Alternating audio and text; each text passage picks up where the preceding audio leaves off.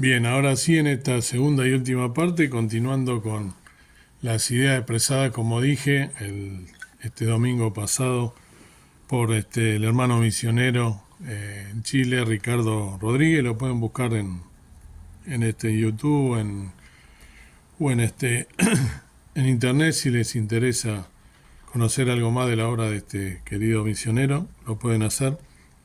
Habíamos quedado en la historia de los hospitales.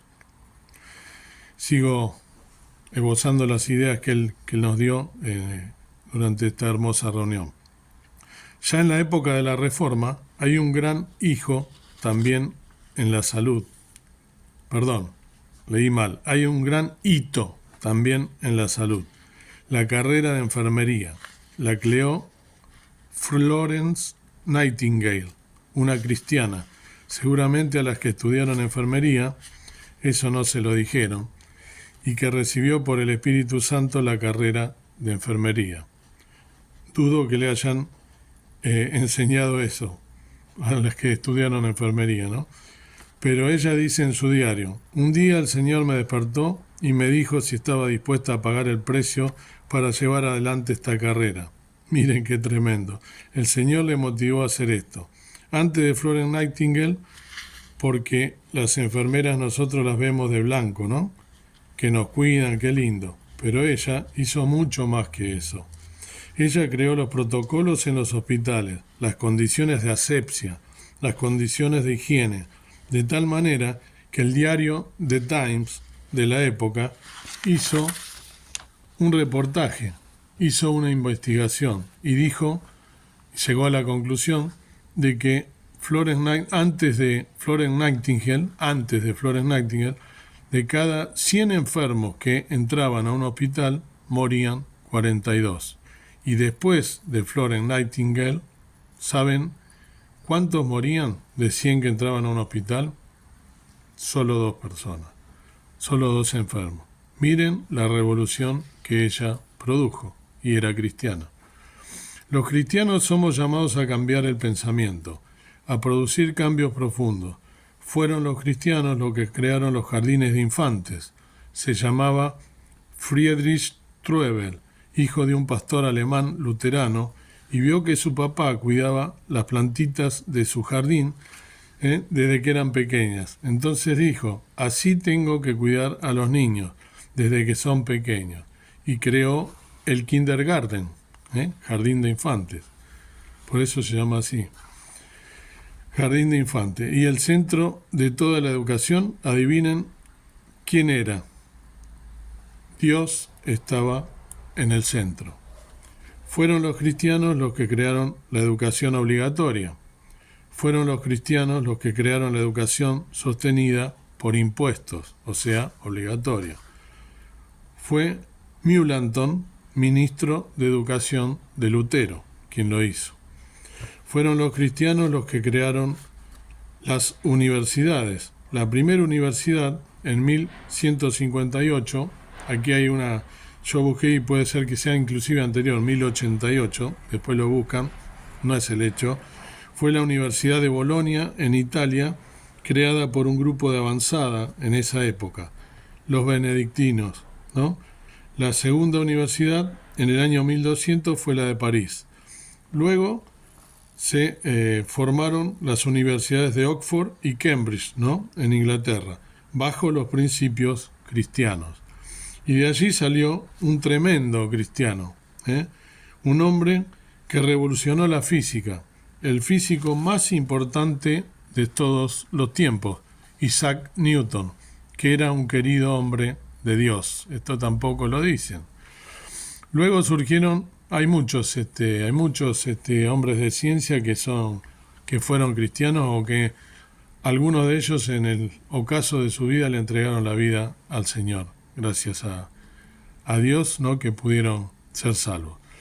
Luego surgieron las universidades en Estados Unidos. ¿Cuál es la universidad más importante allí, en Estados Unidos? Harvard, por supuesto.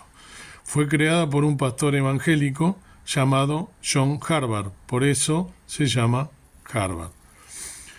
Luego, la Universidad de Princeton y otras más fueron creadas por iglesias evangélicas. ¿Y cuál era el objetivo? El objetivo de estas universidades mayormente era entrenar o preparar pastores para predicar el Evangelio a toda criatura. Fueron los cristianos los que crearon todo esto, pero hoy hemos perdido las universidades. ¿Y si las recuperamos? ¿Y si comenzamos a producir un pensamiento nuevo? ¿Y si comenzamos a reinterpretar nuestras carreras para la gloria de Dios? Fueron los cristianos los que colocaron el sentido de dignidad en las personas. El artículo 1 de la Declaración de los Derechos Humanos dice: todos los hombres nacen libres e iguales. ¿En dónde se inspiraron estos principios? Si la cultura greco-romana decía que había hombres nacidos para mandar, ¿sí?, los amos, y había hombres nacidos para obedecer, los esclavos. Lo sacaron, como ya leí antes, de Génesis 1:26. Hagamos al hombre a nuestra imagen y semejanza, es decir, todos iguales. Varón y hembra los creó. Y entonces este concepto de dignidad fue el que llevó adelante los derechos de los niños, los derechos de las personas con capacidades especiales. Fueron los cristianos los que crearon el sistema de señales o señas de lenguas, ¿sí? Lo que hoy estamos viendo, ¿no? Hoy, Charles Michel Lepers se llamaba así. Fueron los cristianos los que crearon también el código para ciegos, ¿sí? Precioso este cristiano. Era un niño que tenía un problema en su ojo y perdió un ojo en el taller de su papá. Y luego tuvo un virus en el otro ojo y lo perdió también. Y quedó completamente ciego. Pero este niño fue creciendo, era un hombre consagrado a Dios, y en un momento dado, poco antes de morir, él dijo estas palabras: gracias, Señor, que me has permitido tener el propósito en la vida de crear el sistema de lectura para ciegos. Se llamaba Louis Braille, el código Braille. Fueron los cristianos los que con el concepto de dignidad, los romanos no tenían este concepto, tenían un concepto que se llamaba dignitas, pero que era un estatus social para hombres libres, solamente hombres, mujeres no, esclavos tampoco, solamente hombres libres, que pertenecían a la orden de caballería o a la política. Y allí aparece ese tal Jesús que comienza a proclamar, y ese apóstol Pablo que comienza a proclamar de la igualdad de todas las almas. Y comienza a producir algo profundo, un cambio profundo en la sociedad que llega hasta nuestros días. Fueron los cristianos los que crearon el concepto de misericordia. Los romanos no lo tenían. Platón decía: le haces un flaco favor al mendigo que lo ayudas, porque prolongas su miseria y te despojas de tus bienes. Pero Jesús dijo: porque tuve hambre y me diste de comer, tuve sed y me diste de beber. Era un cambio total de paradigma. Cosas que hoy consideramos normales no eran normales en esa época. Y aún hoy, un ateo diría que está mal matar a los niños o esclavizar personas, porque fue influido por los principios bíblicos, y aunque él sea ateo o diga que es ateo, los principios bíblicos tocaron a toda la sociedad. Nosotros tendremos que entender que somos misioneros. En la Edad Media había un concepto que se llamaba vocatio Dei, que significaba la vocación de Dios. Esto significaba que las personas no solamente tenían vocación de Dios si se dedicaban al ministerio, es decir, por ejemplo, ser monje, sacerdote. Y parece que nosotros también hemos tomado algo de eso. ¿Quiénes son los que tienen la vocación de Dios? Los que tienen un llamamiento para servir a Dios a tiempo completo. Eso es lo que pensamos, ¿no? Hoy quisiera desafiar ese paradigma y decirte que Colosenses 3:17 dice que todo lo que hagamos de palabra o de hecho, lo hagamos en el nombre de Jesús. En representación de Él, por lo tanto, ¿cuántos son misioneros los que están viendo este video acá? Deberían ser misioneros todos. Bueno, pero yo no tuve un llamamiento, puede decir alguno. Disculpa, quiero decirte lo siguiente, el llamamiento ya lo tuvimos. Por tanto, id y haced discípulos a todas las naciones, bautizándolos en el nombre del Padre, del Hijo y del Espíritu Santo, enseñándoles que guarden las cosas que yo os he mandado.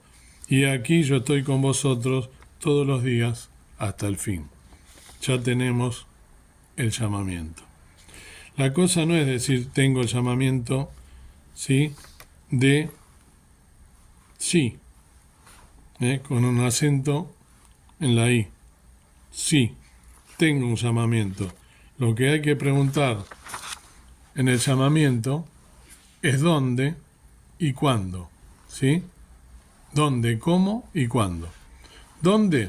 Puede ser que sea en África, pero también podría ser en Buenos Aires. ¿Cómo? Podría ser como misionero, como pastor, pero también podría ser como misionero dentista. Me gustan los misioneros dentistas, decía el hermano.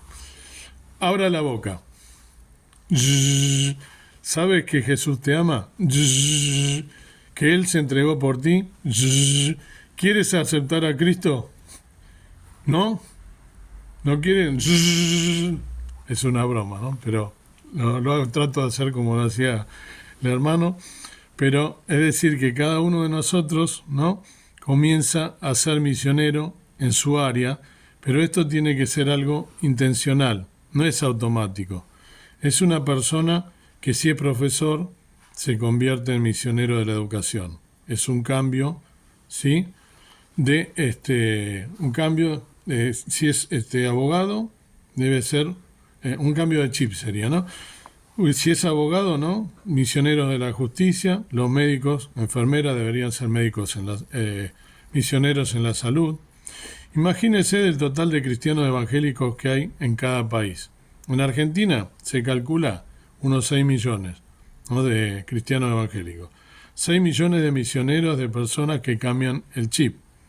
Es importante entender cómo los cristianos cambiaron el mundo de su tiempo. ¿Será que nosotros podemos hacer lo mismo? ¿O quedaremos en una actitud pasiva, diciendo, bueno, esperemos que Cristo venga? Y ahí nos quedamos. Todas las cosas van a ir de mal en peor. Nosotros somos imitadores de Jesús. Cuando Jesús vino, el reino de los cielos no se estableció en la tierra, pero se acercó. Y nosotros podemos hacer lo mismo, que el reino de Dios en nuestras áreas se acerque. Cuando uno es misionero, hay que cambiar un paradigma, que la Biblia ahora pasa a ser un manual para toda mi vida y para todas las áreas. Esto lo he dicho varias veces, que es un manual de vida, ¿no? Coincide con lo que dice el hermano, no lo inventé yo, es un sentir. Es decir, en un libro de salud, un libro de negocios, de arte, de finanzas, etcétera, etcétera. Porque si nosotros no cambiamos nuestra forma de ver, difícilmente podamos hacer algo. Si tuviéramos un presidente cristiano, ¿cambiaría Argentina? La respuesta es depende, porque hay que ver a dónde él estudió para ser presidente y en qué se inspiró y en quién. Si se inspiró en Maquiavelo, va a ser igual al modelo de Maquiavelo, o sea, no va a funcionar. Le pregunté a una mujer qué es la política. Juego de poderes, me respondió. ¿Cómo conquisto el poder? ¿Cómo lo mantengo? ¿Y cómo evito que me lo quiten?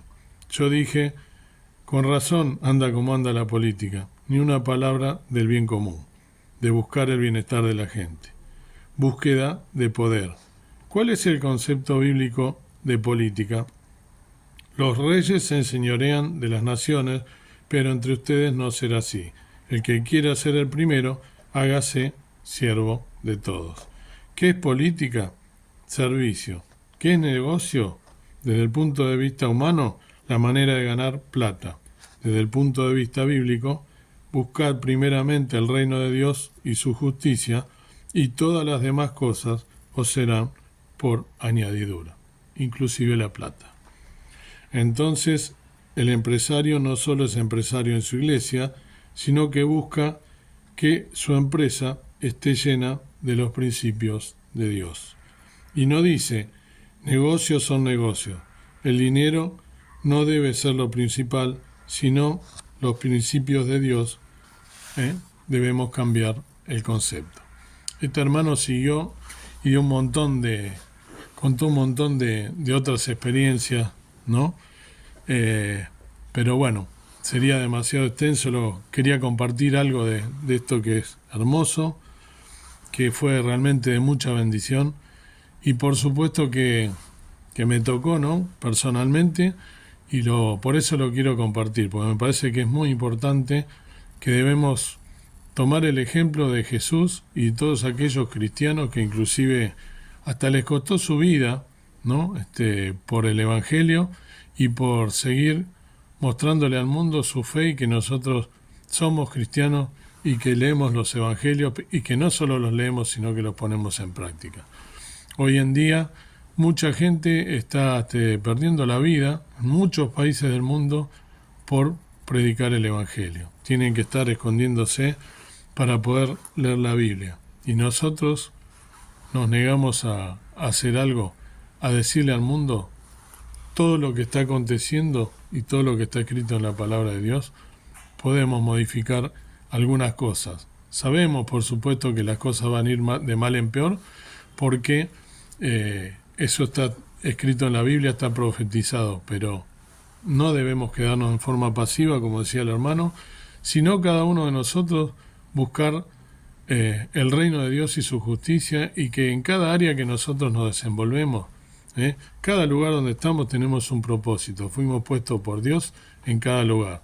Si es en una escuela, con los compañeros de escuela; si es en la universidad, con los compañeros profesores de la universidad; si es en una empresa, siendo empresario y comportándote de la manera que lo dice la Biblia; si es no sé, lo que fuese, un abogado, como dijo él, un médico, la profesión que tuvieses en todas el mundo, debemos ser también, como lo mencionó él al principio, sal, ¿sí? Y luz.